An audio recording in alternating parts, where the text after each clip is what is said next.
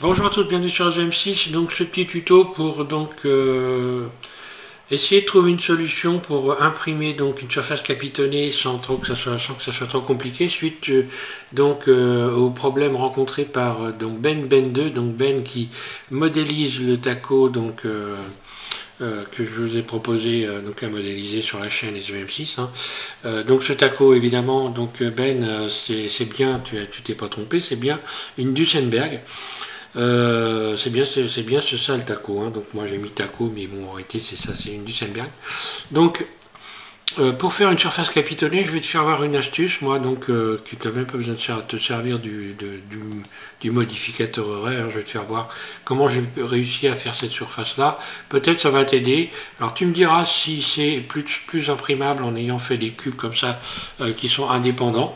Si c'est plus facile pour ta machine ou pas, comme ça me permettra éventuellement de pouvoir faire un tuto pour ceux qui veulent imprimer des surfaces capitonnées avec une imprimante 3D.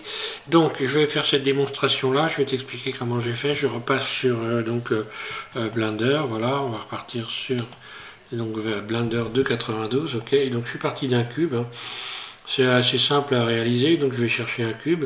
Donc là moi je lui donne l'épaisseur, je garde l'épaisseur du cube, mais évidemment toi tu donnerais l'épaisseur du siège de la voiture. Donc ici j'ai divisé mon cube en 30 portions. Donc là soit je peux faire subdiviser, soit je peux directement rajouter des boucles. Donc si je fais CTRL R, je vais me mettre voilà, dans ce mode là. Si je fais un CTRL R, voilà, je vais rajouter 30 boucles. Là je regarde en bas à gauche, je fais tourner la roulette de ma souris, un clic gauche, deux clics gauche. Voilà, c'est fixé. Et je vais en rajouter également 30 de ce côté-là. Voilà. J'ai pris 30 parce que ça permet d'avoir des belles formes. Et puis ensuite, j'ai sélectionné les 4 coins ici.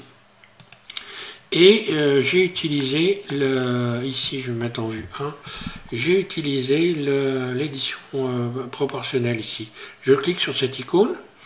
Et là, juste à côté, j'ai une forme. Ça va donner la forme globale de ce que je veux obtenir. Donc là, je vais essayer de trouver une forme sphérique. Sauf que comme j'ai sélectionné les coins ici, je vais avoir en fait des quarts de sphère. Quand je vais bouger, je vais faire un déplacement en faisant un GZ. Ce qui se passe, voilà ce qui se passe. Et lorsque je fais tourner la roulette de ma souris, eh bien voilà ce qui se passe. Donc je fais tourner un truc. Donc je peux voir le centre ici, le faire comme j'ai envie. Une fois que j'ai fini, je fais un clic gauche pour libérer tout ça.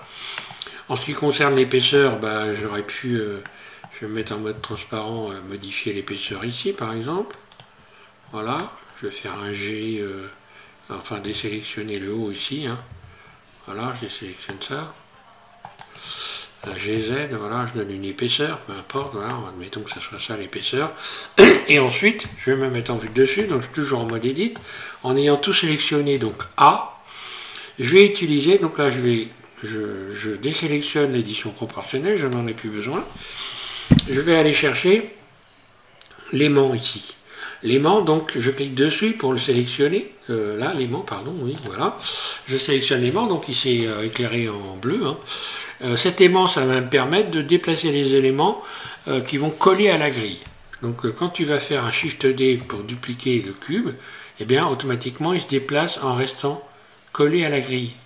Voilà. Ce qui me permet de coller de juxtaposer un clic gauche ce cube tout de suite. Et là, tout de suite, après, je vais faire pour multiplier l'action que je viens de faire, de réaliser, c'est-à-dire subdiviser, déplacer.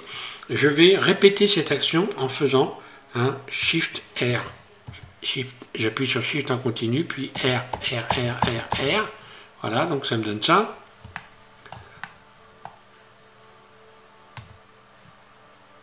Puis ensuite, je me remets en vue dessus, je sélectionne tout, A. Donc là, je suis toujours en mode edit. Puis je vais faire Shift D. Et là, encore une fois, je déplace avec l'aimant. Et je vais faire Shift R, R, R, R, R. Voilà. Donc là, maintenant, je vais me remettre... et voilà. Donc là, ça va me donner ça.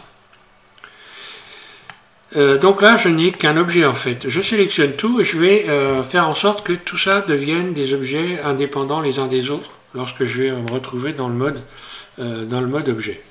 Donc c'est simple, on sélectionne tout, on clique sur le P et là on fait par partie isolée.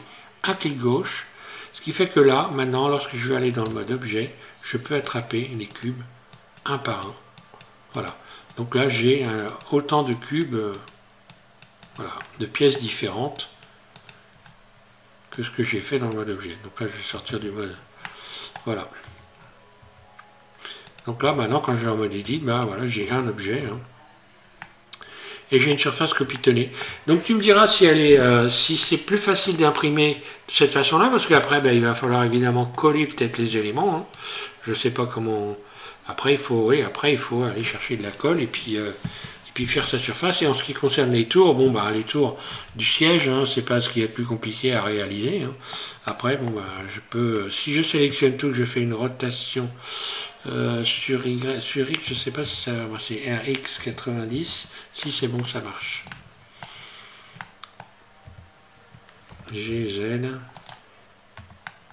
Oui, après je peux resélectionner tous les éléments et puis déplacer tout en même temps, il n'y a pas de problème, ça fonctionne parfaitement. Voilà donc pour les explications. Donc éventuellement, après s'il faut trouver une autre astuce, bah, je peux chercher encore autre chose. Hein. Tu me diras si ça fonctionne, donc Ben. Et puis alors pour ceux qui regardent cette vidéo, donc Ben modélise le taco, donc j'ai dit que c'était bien une Duesenberg, cette voiture, ce taco. Et donc lui il a commencé donc à bien avancer puisqu'il a modélisé le coffre, enfin le bloc moteur, il a modélisé le châssis, donc il a commencé à mettre ça, à juxtaposer les pièces pour voir ce que ça donne. Je vous garantis que ça vaut le coup d'œil. Allez voir sa chaîne, hein. Donc sa chaîne c'est Ben 2. Et donc regardez son travail, son impression, vraiment c'est chouette quoi. Et puis vous allez en même temps toujours dans l'impression, donc Willy qui lui aussi imprime le taco avec donc une imprimante, lui avec une imprimante à résine, hein, avec de la résine et des rayons, ça y est j'ai perdu le, bon pas grave, mais à rayons quoi, avec des rayons. Voilà pour cette petite démonstration de surface capitonnée, éventuellement imprimable plus facilement. Vous me direz les uns les autres si effectivement c'est plus facile d'imprimer comme ça que d'avoir une surface qu'on a qu'on a modifiée. Parce que moi j'ai fait beaucoup de tutos sur les surfaces capitonnées. Hein. Si vous voulez regarder, vous tapez SVM6 et vous tapez surface capitonnée. Ouais, j'en ai fait. Alors, il y en a des astuces pour faire des surfaces capitonnées. Il y en a vraiment beaucoup. Voilà. Merci à tous de suivre SVM6. Bon courage. Et merci Ben pour tout ça. Hein.